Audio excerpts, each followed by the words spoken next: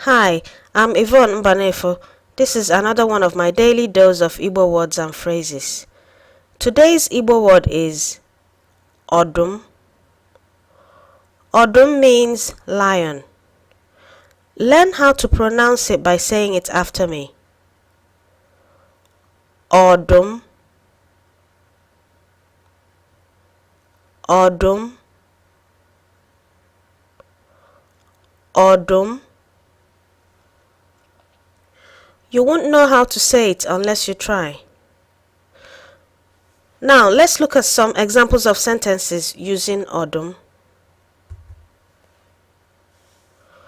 Nwa ọdụm a na-ezu ike. Nwa ọdụm a na-ezu ike. Nwa ọdụm a na-ezu ike.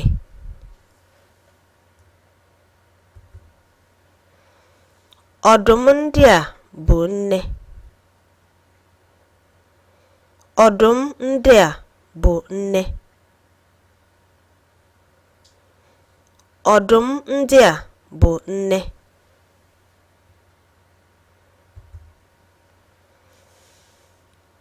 Ọdụm a na-eghe ughere. Ọdụm a na-eghe ughere. Ọdụm a na-eghe ughere.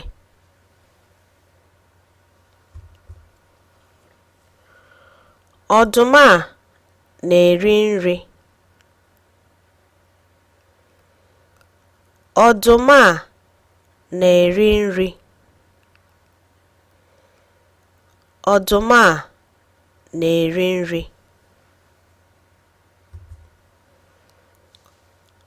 Odum.